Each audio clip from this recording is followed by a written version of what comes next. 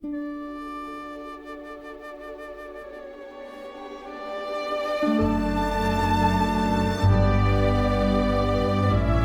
era de la divina voluntad comentado teológicamente por el padre Joseph sobre los escritos de la sierva de Dios Luisa Picarreta y el estudio del don que nos permite vivir en la divina voluntad.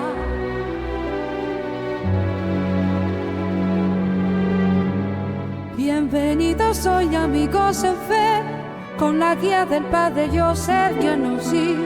Exploremos el don que transforma al vivir la sierva de Dios, Luisa Picarreta. Sus escritos nos llevan a la verdad eterna.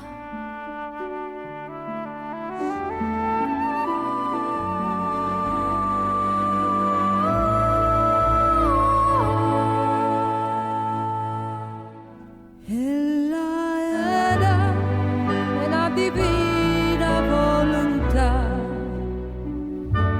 el amor de Dios siempre nos guiará por la senda de Luisa, en Dios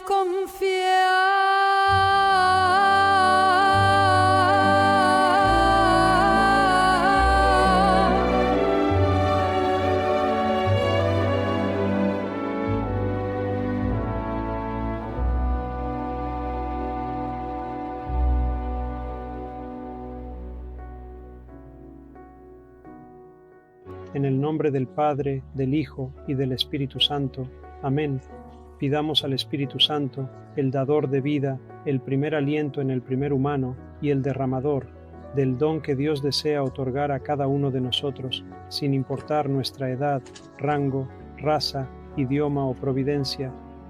Porque hay un solo Espíritu, en muchos dones todos estamos bautizados, en el único Espíritu de Cristo, siempre que acogemos ese don del bautismo, del sacramento, o del deseo, o de la sangre, para que podamos recibir la segunda instalación del Espíritu Santo, que es el don de vivir en su santísima voluntad, que nos prepara los miembros místicos del cuerpo de Cristo para la boda con el esposo, que es Cristo. En el nombre del Padre, del Hijo y del Espíritu Santo. Amén. Comencemos con cualquier pregunta que desees hacer al inicio de la charla. Padre, estoy revisando los volúmenes y en el volumen 25, 1 de enero de 1929, al final de esa lectura, quería asegurarme de que entendía esta palabra que se llama temporizar. ¿Puedes leer al menos qué traducción tienes en inglés? Así podremos entender el contexto. Y mientras haces eso, iré a buscar el original en italiano y compararé los dos. Está bien, así que voy a ir al último párrafo de la traducción que tengo. Y como signo, de esto hemos despachado del cielo el ejército de sus conocimientos. Si no fuera así, no valdría la pena arriesgar tantos valores de una voluntad divina, así como han permanecido ocultos para el hombre durante muchos siglos. Así podrían continuar. Ahora, estamos esperando la parte de las criaturas que aún están temporizando para decidirse, especialmente aquellos que temporizan en ocuparse de dar a conocer los secretos de mi voluntad divina y el gran bien de sus conocimientos. Voluntad humana, por ingrata que seas, estoy esperando tu decisión para que podamos intercambiar el beso y yo pueda darte el reino que he preparado para ti, y aún temporizas. Sí, tengo el italiano frente a mí, y la pregunta es sobre temporizar. ¿Está esa palabra traducida correctamente, temporizando? No, significa retraso. La palabra correcta es retraso. La palabra correcta es procrastinar. Al igual que en las Escrituras, no se puede traducir literalmente del koiné al inglés, similar, con el dialecto italiano-inglés. Y este es el problema con las traducciones del estado actual del inglés. A veces dan lugar a críticas justas, porque entiendo la buena voluntad de quienes quieren difundir los escritos, porque Jesús también lo desea, pero Jesús siempre enfatiza que la gente lea con cuidado y que se difundan correctamente. No hagas una traducción al azar para sacarlos, porque ahora están abiertos a críticas, lo cual es cierto, en parte debido a la gramática defectuosa de las traducciones al inglés, y también, en parte debido a la falta de capacidad teológica para interpretar correctamente en clave teológica una palabra. Por ejemplo, en el Evangelio de Mateo, Jesús dice: «A menos que odies a tu padre y a tu madre, no puedes ser mi discípulo». Ahora, si no hay notas al pie que la Iglesia siempre da, está abierto a una mala traducción. Puedes acercarte a papá y decirle: «Papá, te odio, Jesús me dijo que lo hiciera». ¡Bam! Te dan un golpe y rápidamente cambias de opinión. Pero el punto es que ciertas palabras no pueden ser traducidas literalmente, porque están fuera de la clave interpretativa de ese idioma y también de la cultura, el contexto. Lo mismo aquí. La palabra en italiano es temporeggia. Temporeggino, que está en tercera persona plural, significa que ellos retrasan, procrastinan su toma de decisiones, pero no puedes decir temporizar porque no tiene nada que ver con esas palabras italianas. Significa algo completamente diferente cuando se traduce literalmente al inglés. Así que la traducción adecuada del italiano al inglés debería ser retrasar o procrastinar, pero lo siento.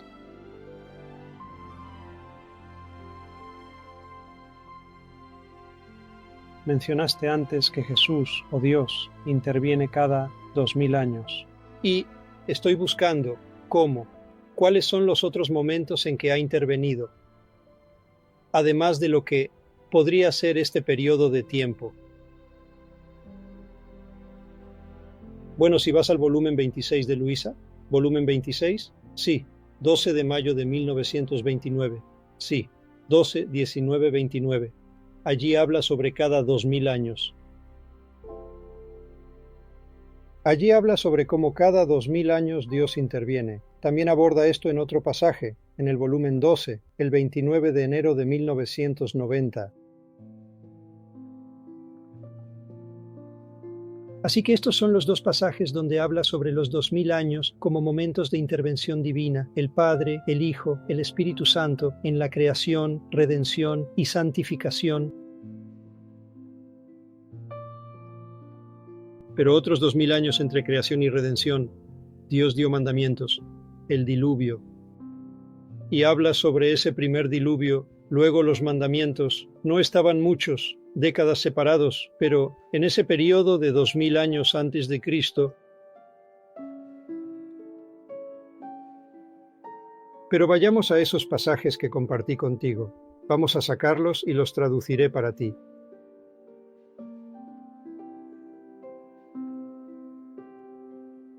El primero compartí fue el 12 de mayo de 1929, volumen 26. Aquí Jesús revela: han pasado 2000 años desde que mi humanidad, orando, y nuestra majestad divina se ha derramado en ti. Por eso nuestra majestad divina está abriendo los cielos y haciendo que la luz de las muchas verdades llueva sobre las almas y los bosques. Para que mi reino venga a la tierra, primero tengo que hacerlo conocido. Tuve que revelar nuestro deseo, es decir, las Trinidades y nuestro reino por venir en grande, y como un hermano mayor de la raza humana, para dar a la humanidad un regalo tan grande, estoy haciendo todos los arreglos en el cielo. Aquí habla sobre el 29 de enero de 1919, volumen 12. Hemos llegado aproximadamente al tercer 2000 años, y habrá una tercera renovación.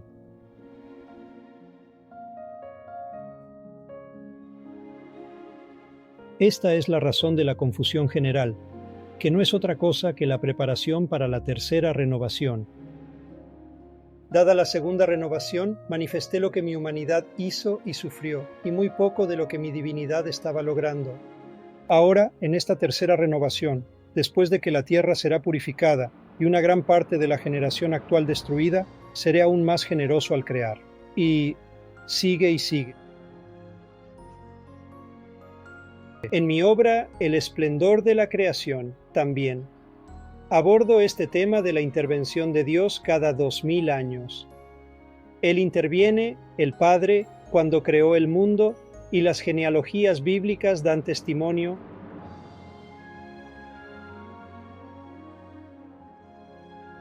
Todas las genealogías bíblicas del Antiguo Testamento. Hubo 2 en el Nuevo, que Adán fue creado en 4000 a.C.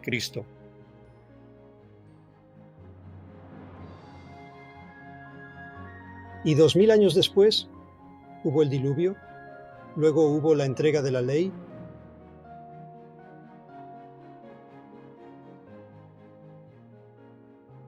luego 2000 años después de eso hubo la redención, y luego 2000 años. Ahora estamos al final del 6º milenio, 6000 años desde la creación del hombre. Y por eso el Papa Juan Pablo II publicó una encíclica en el umbral del 3er milenio cristiano, que es el 7º milenio de la creación del hombre, el 3er milenio del cristianismo.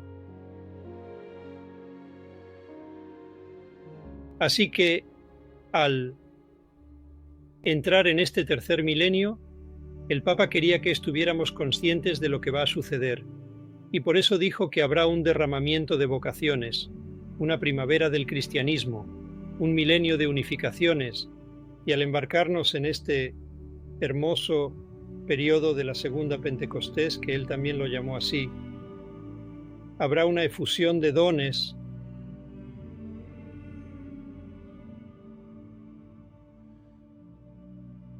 Así que comienza ahora. Comenzó a finales de 1800 este derramamiento, la segunda Pentecostés del Espíritu Santo, cuando se le dio el don a Luisa, pero no se le dio al mundo entero, se le dio a ella. No se hizo conocido en el mundo hasta varias décadas después, pero por varias razones. Número 1, el mundo no estaba listo para ello, porque no tenía conocimiento de ello, y espiritualmente el mundo no estaba listo para ello porque aún no tenía el derramamiento de la completa perdón de los pecados que vendría a través de la fiesta de la misericordia divina, que tampoco se conocía. Así que la humanidad tenía que estar preparada tanto moral como intelectualmente para este don. La preparación moral fue el derramamiento de la misericordia del Espíritu Santo, donde a través del primer domingo después de Pascua, el día en que nació Luisa, Dios otorgaría el don del perdón completo y el perdón de todo pecado y castigo, algo que el mundo nunca había tenido, jamás. Así que este es un nuevo don específicamente para estos tiempos, y esto nos prepararía para la formación intelectual. La preparación moral prepara para la preparación intelectual, que se encontraría en la difusión de los escritos de Luisa, Federico Abres, a difundirlo por todo el mundo occidental.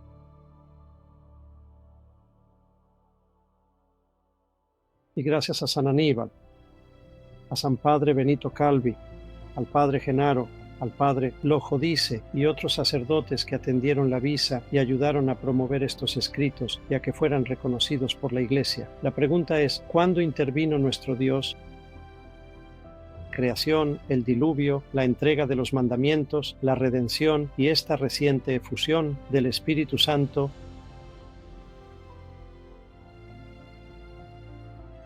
Ahora, los padres de la Iglesia primitiva pensaban que, así como Dios creó el mundo en 6 días y descansó en el 7º, y así como para Dios 1000 años son como un día y un día como 1000 años, así Dios trabajará con el hombre, o el hombre trabajará con Dios durante 6000 años, 6 días, y en el 7º día Dios descansará en el hombre.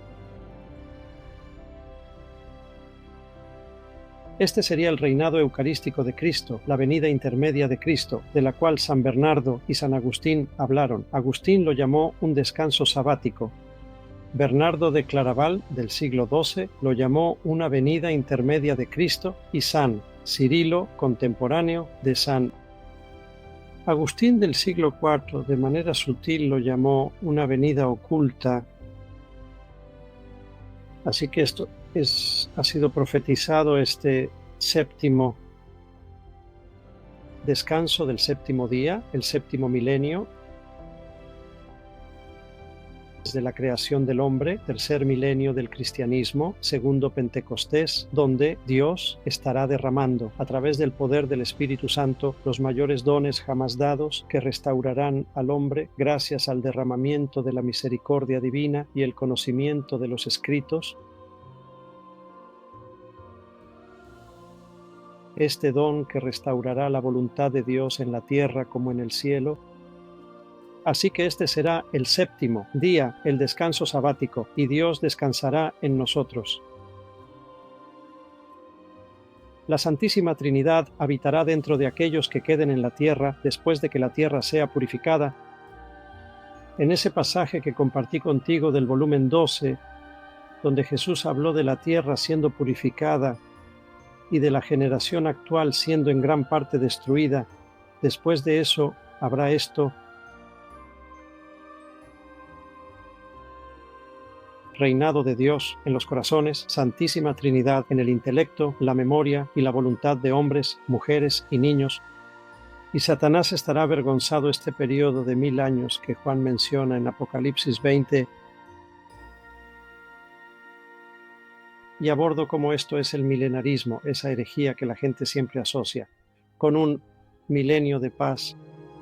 El cardenal Jacques Danielou afirmó que en esta enseñanza del capítulo 20 del Apocalipsis de Juan, donde dice que Cristo reinará durante 1000 años con los elegidos, Satanás será encadenado. Hay una verdad en la enseñanza cristiana en esto, y esa verdad no es el milenarismo, que es una enseñanza falsa de que Cristo vivirá en la tierra como lo hizo cuando estuvo encarnado. No, Él no volverá a vivir en la tierra, pero regresará a través de nosotros, reinará invisiblemente e interiormente en nosotros.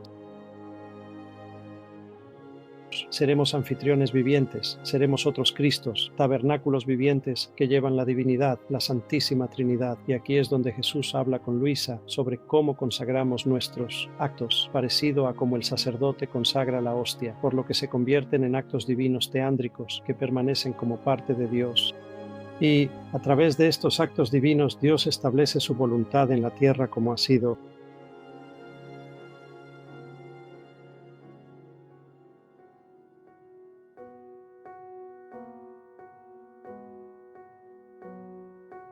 Sí. Hola, Padre. Mi pregunta es que en las Escrituras hay 2 genealogías, y según mi entendimiento, una es para María y otra para San José.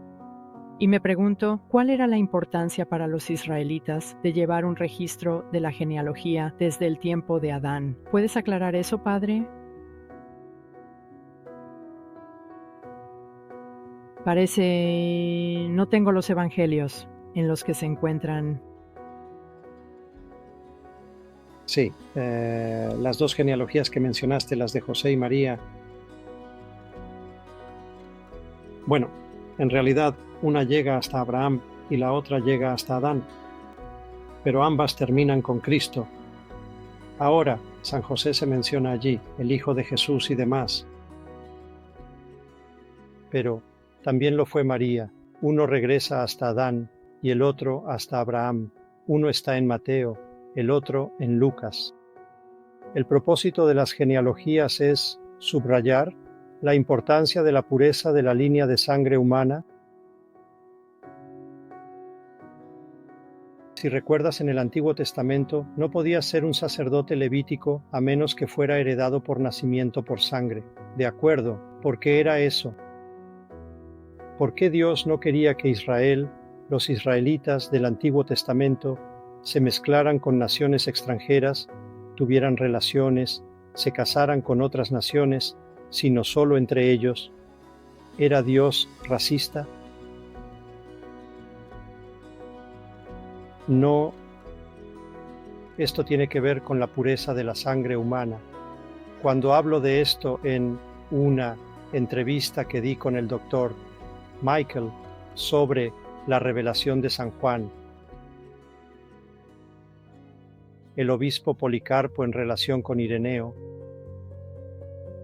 Según documentos, San Policarpo fue enseñado por San Juan el Evangelista, pero la razón por la que Lucifer cayó fue porque Dios le dio, antes de que se volviera malo, mientras era un buen Lucifer en el cielo, conocimiento de que la segunda persona de la Trinidad, que aún no era Jesús, no tenía ese nombre todavía, se llamaba el Logos.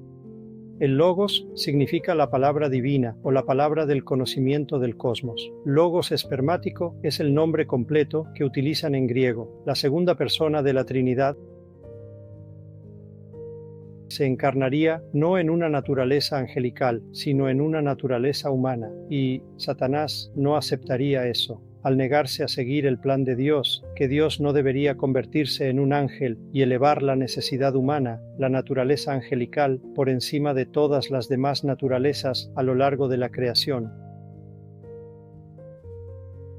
sino un humano, la forma más baja de vida racional, y decididamente elevar eso, incluso por encima de la naturaleza angelical, por lo que San Pablo dice que juzgaremos a los ángeles. Lucifer, celoso y enojado, se negó a seguir el plan de Dios. Entonces, ¿qué hizo? Intentó detener la encarnación, posiblemente contaminando. Esta es la enseñanza de varios escritores eclesiásticos, al intentar contaminar esa sangre.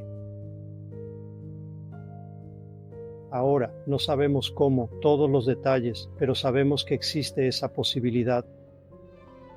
Así que, avanzando rápidamente al sacerdocio levítico, solo podía ser heredado por nacimiento, heredado por esa línea de sangre.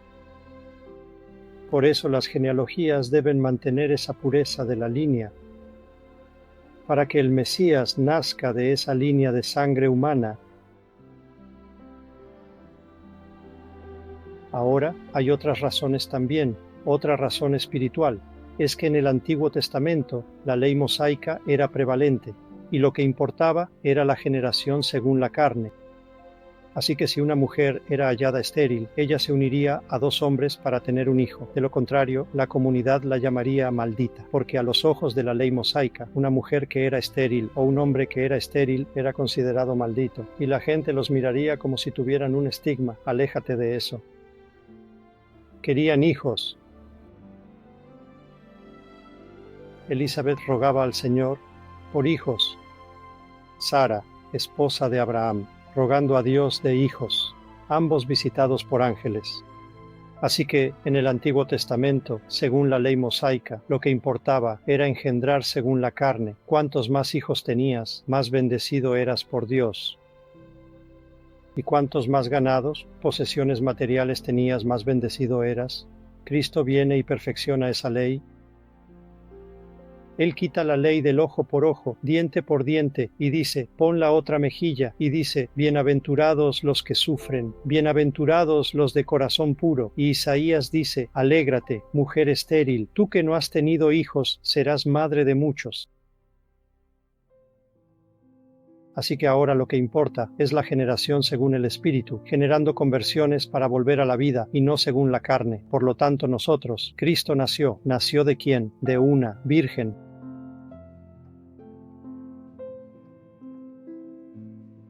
Para enfatizar que la primacía en generar y engendrar vida no es según el Antiguo Testamento. Lo antiguo ha pasado, lo nuevo está aquí. Así que Él eliminó sin socavar la ley mosaica.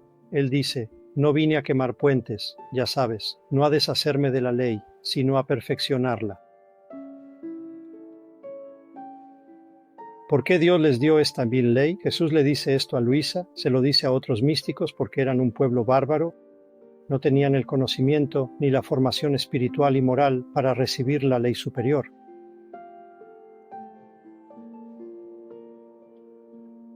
Jesús dijo que si hubiera venido en la época de Moisés, o tras Adán y Eva fueron expulsados del Edén, enseñar a sus hijos el nuevo evangelio, habrían permanecido confundidos, no lo entenderían. La terminología del Nuevo Testamento supera la del Antiguo Testamento. Ciertas palabras, la gramática, no estaban presentes en el Antiguo Testamento para comprender el Nuevo Testamento. Tomemos la palabra transubstancia. ¿Cómo puedes explicar la Eucaristía si no tienes estas palabras para entender qué significa? Donde tenemos una diferencia, hacemos esta distinción entre la sustancia y los accidentes. En aquel entonces no entendían estas distinciones. De todos modos, la razón espiritual de las genealogías es que lo que importaba era la generación según la carne, y lo que importa ahora es generar según el Espíritu.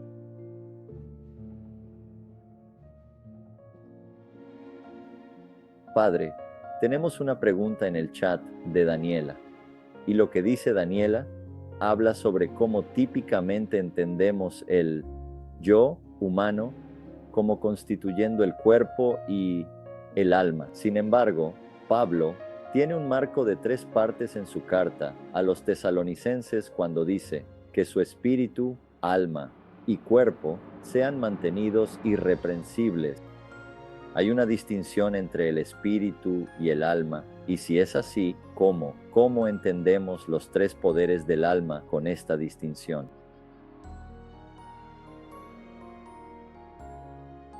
Correcto. Muy bien. El Catecismo Católico afirma que la naturaleza humana está compuesta de cuerpo y alma. Pero como mencionaste, Pablo habla del espíritu, y también lo hacen los primeros concilios ecuménicos, cuando hablan de Dios como un espíritu.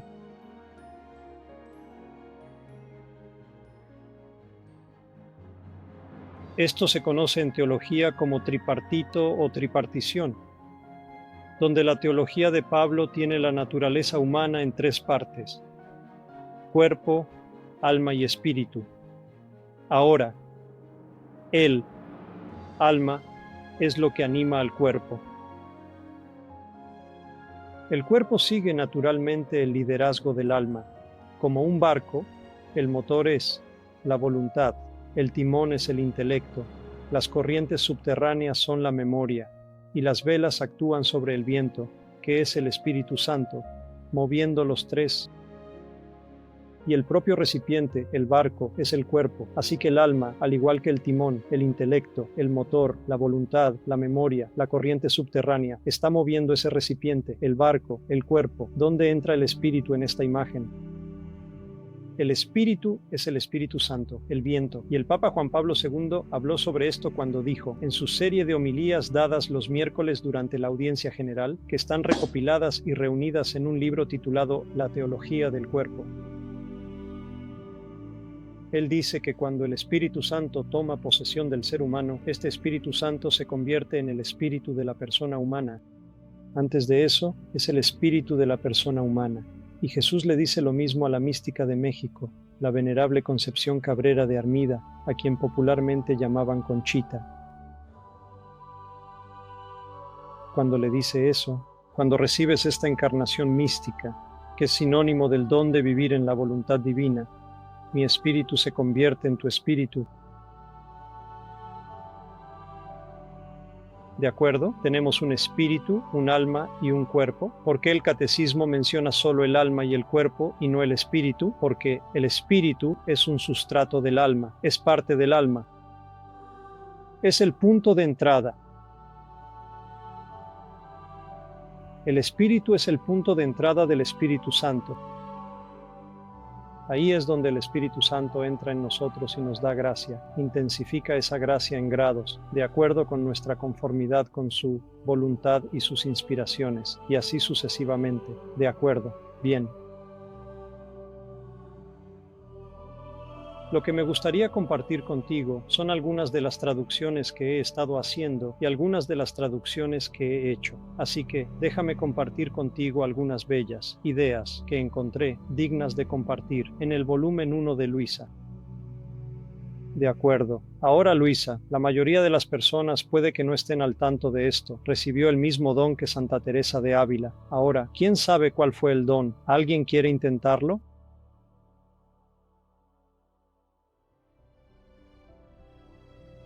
Lo que Santa Teresa de Ávila recibió cuando ese ángel le atravesó el corazón con eso. ¿Cómo lo llaman? Era más que un palo. No era una flecha, era una lanza. Le atravesó el corazón. Tanto así que cuando fue exhumada, encontraron un agujero en su corazón.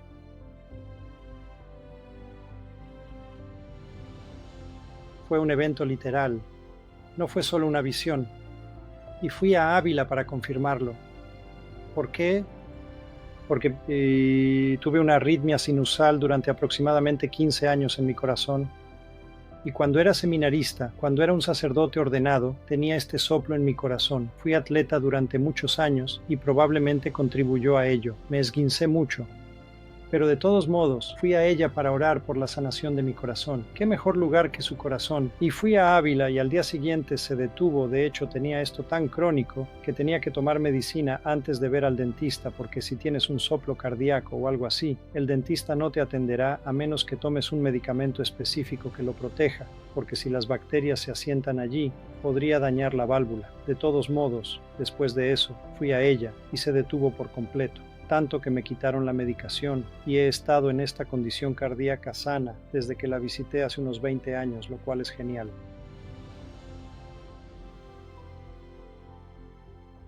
Dicho esto, un día Luisa fue abordada por San Juan Evangelista, la Santísima Madre y ángeles. Y la razón es porque Jesús quería que ella asumiera una cruz más pesada que la que había experimentado. Así que Jesús se acerca a ella y le quita su cruz. Y él dice que está quitando esto y llevándolo al cielo para el beneficio de aquellos en el purgatorio y para los ángeles y santos. Luego la coloca sobre una cruz. Ella se recuesta sobre ella y luego San Juan y María y los ángeles coinciden en clavarle los clavos y crucificarla. Luego ella dice que el dolor y la tristeza eran tan abrumadores que no podía describirlo y que estaba a punto de perder el conocimiento.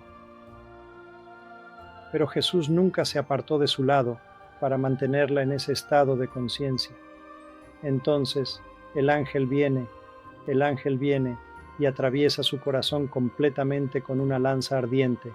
Y este es el mismo evento que ocurrió en la vida de Santa Teresa de Ávila. Se llama la transverberación. A veces verás una estatua donde ella está en un estado de éxtasis, Teresa, con un ángel sosteniéndola. Ahí es cuando ella experimentó esta boda, este desposorio con Cristo. Te leeré este pasaje en la Nueva Versión Teológica en inglés traducida. Jesús le dice a Luisa: está bien, todo está bien, no te preocupes. Ella relata: recuerdo que mientras continuaba pidiendo a Jesús que compartiera en su crucifixión, y él habiendo transportado mi alma fuera de mi cuerpo, nuestro Señor me había llevado a los lugares santos de Jerusalén, donde sufrió su dolorosa pasión y donde encontró muchas cruces. Mi amado y querido Jesús me dijo: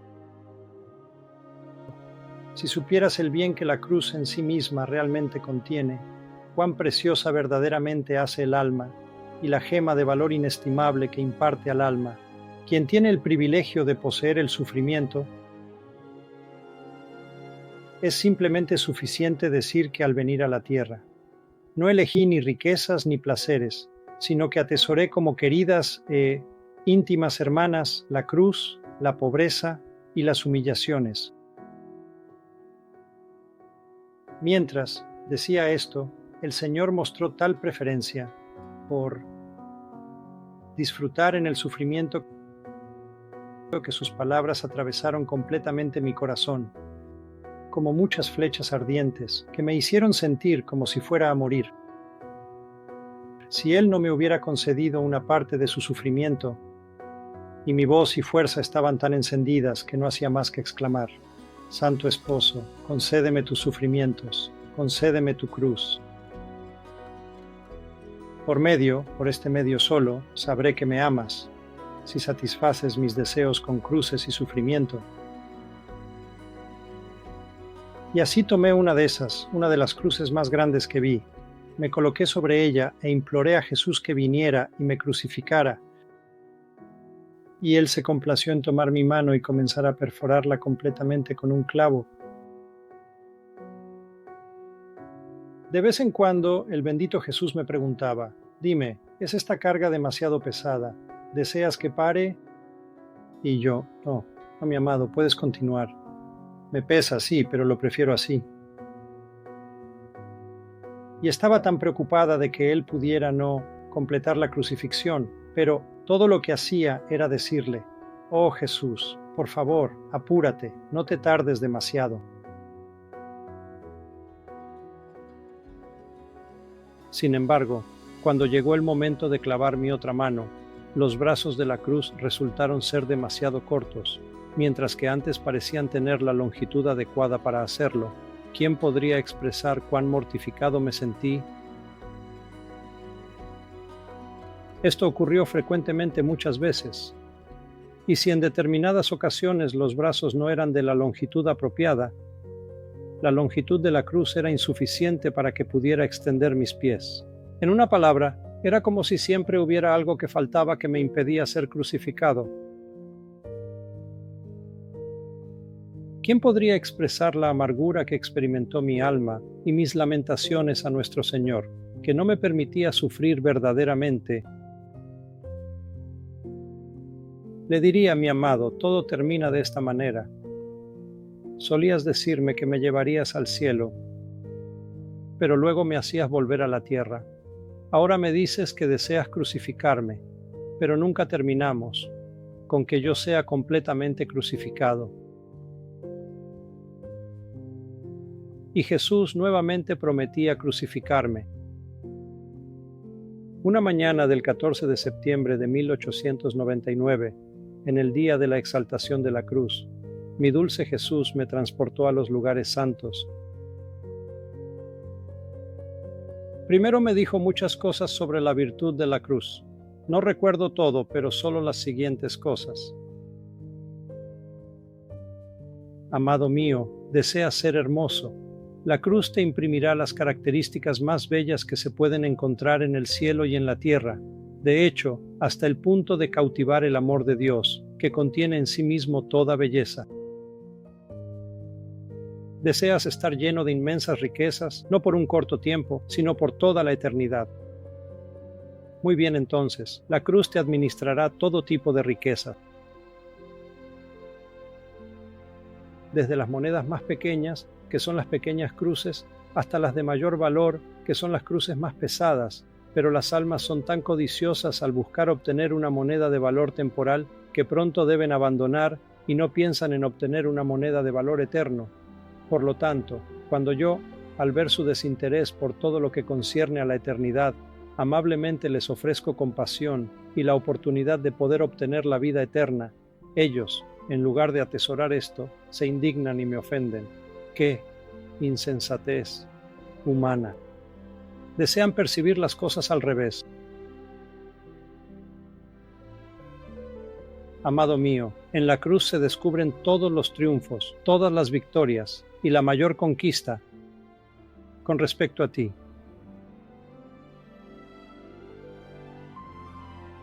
No debes tener otro objetivo que la cruz, ya que esto te será suficiente en todas las cosas.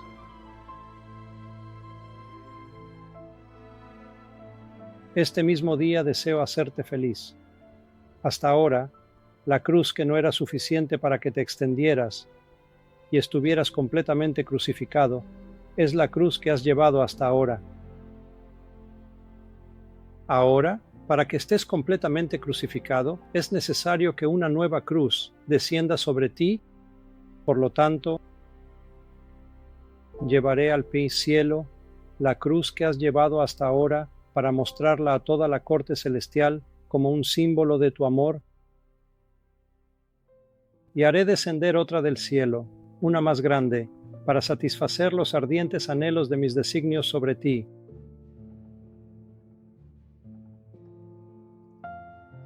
Y mientras Jesús hablaba así, apareció una cruz que había visto en otras ocasiones. La tomé y me extendí sobre ella. Mientras estaba en esta posición, los cielos se abrieron y San Juan Evangelista descendió, llevando la cruz de la que Jesús había hablado. La Santa Reina Madre y muchos ángeles, cuando llegaron cerca de mí, me levantaron de la cruz sobre la que estaba extendido y me colocaron sobre la que habían traído, que era mucho más grande. Entonces un ángel tomó la cruz anterior y la llevó al cielo. Después de eso, Jesús con sus propias manos comenzó a clavarme en la cruz más grande. La Santa Reina Madre me asistió mientras los ángeles en San Juan le pasaban los clavos a Jesús. Mi dulce Jesús mostró tal deleite y tal alegría al crucificarme que, solo por el hecho de darme tal deleite, habría soportado no solo los sufrimientos de esta cruz, sino incluso más dolores. Parecía como si al ver la alegría de Jesús hubiera un nuevo regocijo en el cielo por mí. Muchas almas fueron liberadas del purgatorio y tomaron su vuelo hacia el cielo, y muchos pecadores se convirtieron. Como mi divino esposo, que todos participen en los beneficios de mis sufrimientos. Ahora, ¿quién podría expresar los dolores que sentí mientras estaba estirado en la cruz? Y mis manos y pies siendo atravesados por los clavos, especialmente los pies. La intensa agonía era demasiado abrumadora para describir. Cuando terminaron de crucificarme y estaba inundada en un mar de dolor y sufrimiento, la Santa Reina Madre le dijo a Jesús: Hijo mío, hoy es un día de gracia. Me gustaría que ella compartiera todos tus dolores. No queda nada más que hacer que verdaderamente atravesar su corazón con la lanza y renovar su corona de espinas. Jesús mismo tomó la lanza y atravesó mi corazón por completo. Los ángeles tomaron una corona cargada de espinas y se la entregaron a la Santísima Virgen, y ella misma la presionó en mi cabeza. Así que este es el momento de la transverberación donde la lanza fue atravesada en su corazón, al igual que en el caso de Teresa de Ávila. Y este fue un día muy hermoso, que fue un día tan memorable para mí de sufrimientos, sí, pero también de deleites, de dolores indescriptibles, pero también de alegría. Basta decir que la intensidad de las penas fue tan grande que durante todo el día Jesús no se movió de mi lado, sino que permaneció cerca de mí para sostener mi naturaleza humana, que estaba sucumbiendo a causa de la vehemencia de los dolores que experimentaba. Las almas del purgatorio que habían tomado su vuelo hacia el cielo descendieron junto con los ángeles y rodearon mi cama, reinvigorándome con sus cánticos y agradeciéndome cariñosamente porque a través de mis sufrimientos las había liberado de sus dolores. Está bien, esa es una pequeña visión que quería compartir con todos ustedes, que es la misma experiencia mística que en la nota al pie. Añado a una experiencia de supervivencia. Ahora, la cruz que Luis experimentó en el volumen 1 es algo que puede ser ajeno a nosotros, porque la intensidad de los dolores es algo que realmente no experimentamos, como ella lo hizo. Y eso es porque fue elegida entre millones para ser un alma víctima muy parecido a Padre Pío. Ella recibió los estigmas, como todos ustedes saben, en un pasaje anterior, alrededor de 2 pasajes antes de este. Ella habla de rayos de luz que vienen de la cruz. Hola Padre, hola Dr. James, solo quería preguntar sobre el matrimonio espiritual o matrimonio místico. Al principio, en mi camino espiritual, solo lo leí con las santas femeninas como Santa Verónica y Santa Catalina. Entonces, cuando vi que también sucedía con santos masculinos, realmente me sorprendí porque siempre vi que nuestro Señor de alguna manera le daba un anillo a las santas, pero quería saber si hay alguna diferencia en este matrimonio con los santos masculinos y con las santas, porque también dijiste la última vez en una de las reuniones, si no me equivoco, que San Aníbal de Francia tuvo un matrimonio espiritual con Nuestra Señora. Así que quería ver qué es exactamente.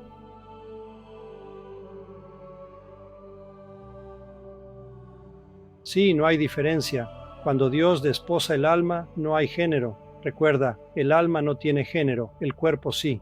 Y ese cuerpo permanece por toda la eternidad en su forma perfeccionada y transformada, muy parecido al cuerpo de Cristo. Todavía lleva el mismo género y las mismas marcas de sacrificio, pero el alma no tiene género.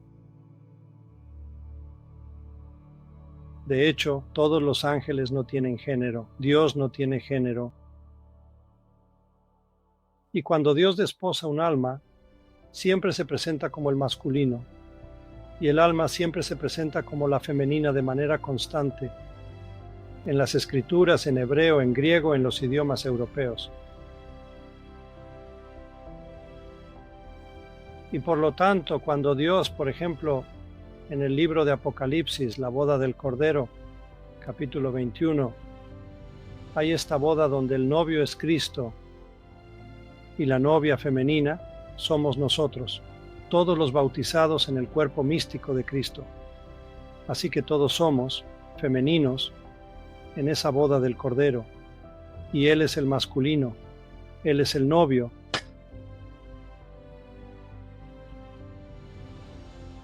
Jesús dijo a los apóstoles en el Evangelio de Marcos, no a los apóstoles, a los fariseos, cuando lo criticaron a él y a los apóstoles por no ayunar, mientras el novio esté con ellos, no pueden ayunar. Así que aquí nuevamente Cristo es el esposo de los apóstoles. Así que el alma no es masculina o femenina en su género, pero en su relación con Cristo es en realidad femenina porque Cristo es masculino. Él asumió una naturaleza humana masculina y por lo tanto encontramos este banquete de bodas del esposo y la esposa en el libro de Apocalipsis. Dios en el libro de Oseas dice, yo, Yahvé, Israel, soy tu esposo. Dios se llama a sí mismo el esposo de Israel. Eso es gente masculina y femenina. Así que este matrimonio místico que tuvo lugar entre Luisa, Catalina de Siena, Giuliani, Brígida de Suecia y muchos otros, y Aníbal de Francis y Francisco de Sales, y otros, Juan de la Cruz, no hay diferencia porque sigue siendo la novia y el esposo. En ese encuentro nupcial, sin embargo, hay una diferencia entre el matrimonio místico en la tierra que todos estos santos experimentan y el matrimonio místico en el cielo que Luisa fue la primera en experimentar.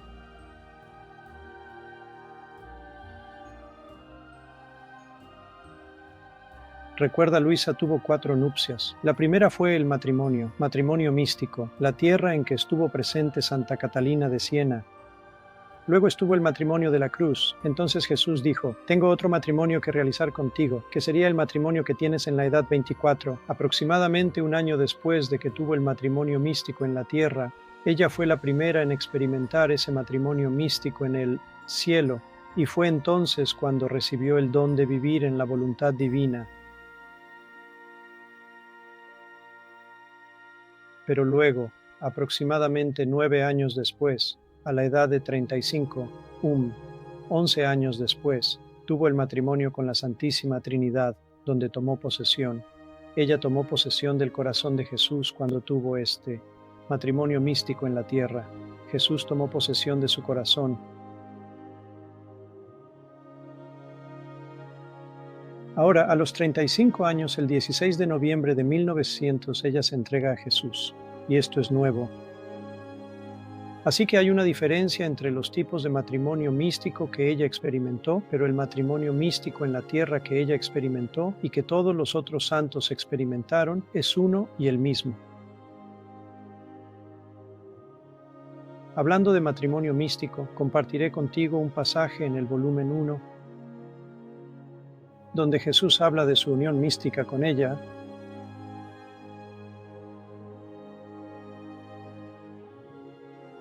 Jesús le dice a Luisa, ve al confesor. Ahora, aquí hay algo interesante. En tus traducciones al inglés, voy a lanzar un desafío. Ve si encuentras al confesor con una C mayúscula o minúscula. Creo que cada volumen traducido lo tiene con una C minúscula. En el original siempre está con una C mayúscula. Ese es uno de los cambios que se perdió en la traducción. Quien lo tradujo al inglés no observó la misma puntuación que Luisa. Así que Jesús y Luisa siempre tienen confesor con una C mayúscula. Eso es importante porque él jugó un papel muy importante en su vida. Así que Jesús le dice a Luisa, ve al confesor y pídele permiso y obediencia. Si él pregunta, le dirás todo lo que te dije, y observarás lo que él dice. Verás, mi deseo de que soportes estos sufrimientos continuos será no solo para el bien de las almas, sino también para tu bien. En este estado de sufrimiento, purificaré bien tu alma, y de tal manera que te disponga a establecer conmigo un matrimonio místico.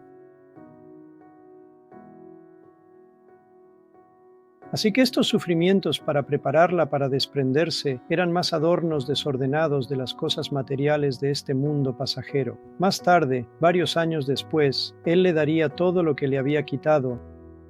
Él se lo devolvería porque su alma ahora estaba templada por la virtud donde ella podría participar ordenadamente.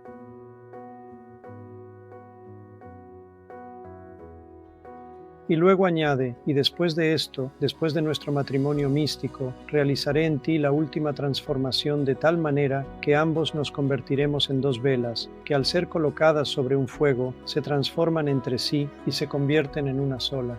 De este modo, yo me transformaré en ti, y tú permanecerás crucificada en mí.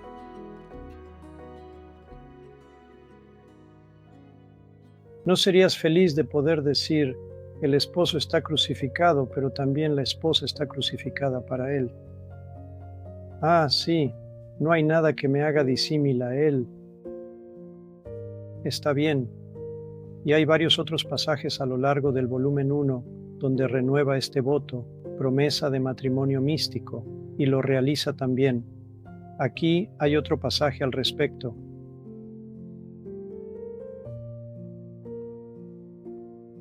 Jesús dijo, deseo de ti, Luisa, perfecta conformidad con mi voluntad de tal manera que tu voluntad pueda desaparecer dentro de la mía. Ahora, desaparecer no significa dejar de operar. Significa que ya no toma la delantera en actuar. Sigue la voluntad de Dios, pero está siguiendo detrás de la suya, así que está oculta detrás de Cristo.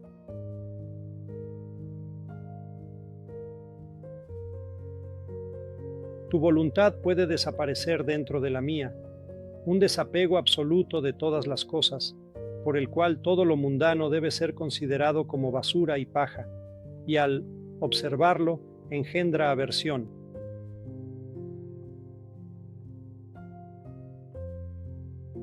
Porque aunque uno no esté atado a las cosas terrenales, simplemente tenerlas alrededor y mirarlas proyecta una sombra sobre las cosas celestiales, impidiendo así la consecución del matrimonio místico que te prometí.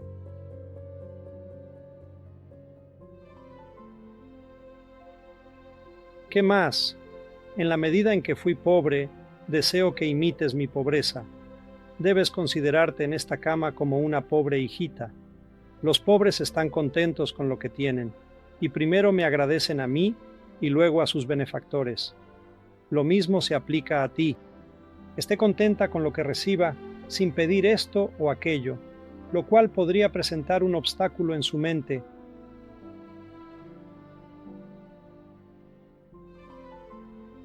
Sino con santa indiferencia y sin pensar si puede ser bueno o malo, cumple con la voluntad de los demás.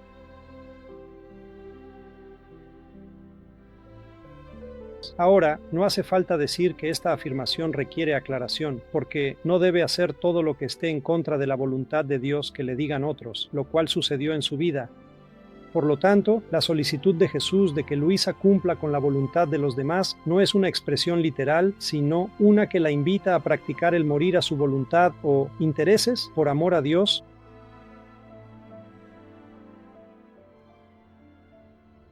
En el Evangelio de Lucas, Jesús revela que se requerirá mucho de la persona a la que se le confió mucho, y aún más se exigirá de una persona a la que se le confió más. Esto se aplica especialmente a Luisa, a aquellos dotados de una misión única.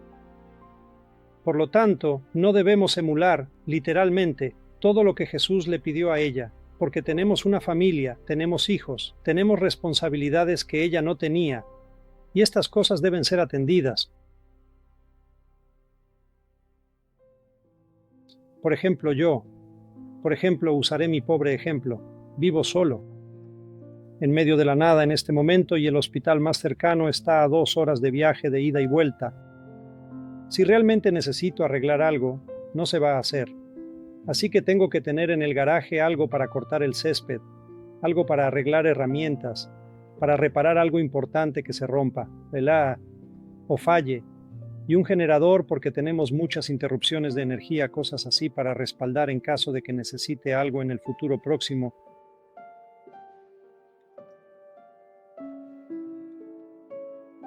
¿Son estas cosas lo que me impiden el matrimonio místico? No, son necesarias. Luisa no necesitaba estas cosas, y Jesús no quería que ella tuviera estas cosas, porque Él le proveería de otras maneras. Lo mismo no se puede decir de la persona promedio. No podemos poner a Dios a prueba diciendo, Dios pidió esto a Luisa, así que haré lo mismo. Tienes que tener cuidado aquí porque podrías poner personas en problemas si solo piensas en tu propia santidad.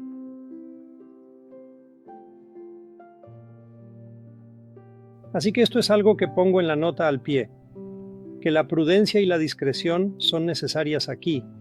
Y esto es lo que enfatizó Carmelo Casati, el querido difunto arzobispo de Corrado, Trani. Dijo que en el mundo de habla occidental, esta fue una carta escrita a los promotores de la voluntad divina, y los nombra. Él dice que están interpretando, literalmente algunas de sus expresiones. No deberían hacer eso. Giovanni Battista Picheri usó esa expresión para los promotores. Les advirtió sobre las trampas de malinterpretar sus escritos. Esta es una de las trampas de leer literalmente, y es naturaleza humana hacer eso. No sabemos cómo interpretar bien. Deja que el Espíritu Santo te inspire. Y luego vuelvo un año después y pregunto cómo interpretan estos pasajes. Me darán varias explicaciones porque hay algunas expresiones radicales en el Evangelio. Podrías odiar a tu padre y a tu madre, cortarte la mano si te ofende y cosas así. Así que esto requiere consejería de la Iglesia en la interpretación y enseñanza. Muy bien, gracias a todos por unirse. Les pediré que se desmuteen y luego terminaré con una bendición. Gracias a todos por acompañarnos. Gracias a todos. Que Dios los bendiga. Que la bendición de Dios Todopoderoso descienda sobre ustedes y esté con ustedes siempre. En el nombre del Padre, del Hijo y del Espíritu Santo. Amén. Mantengan al Papa en sus oraciones y nosotros.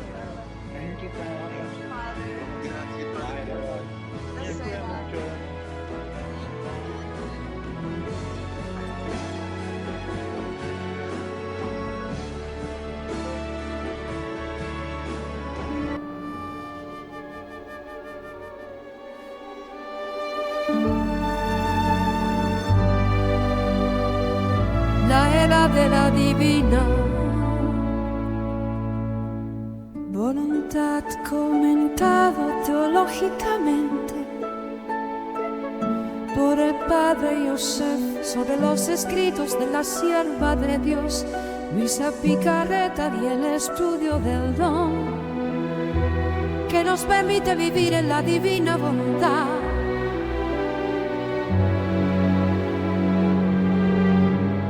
Bienvenidos hoy amigos en fe, con la guía del Padre Joseph Giannuzzi.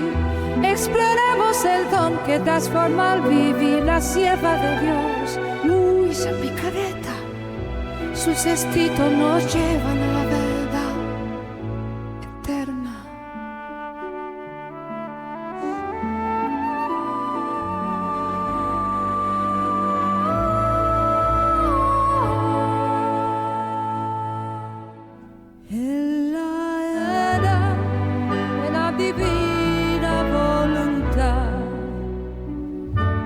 El amor de Dios siempre nos guiará por la senda de Luisa. En Dios confiar.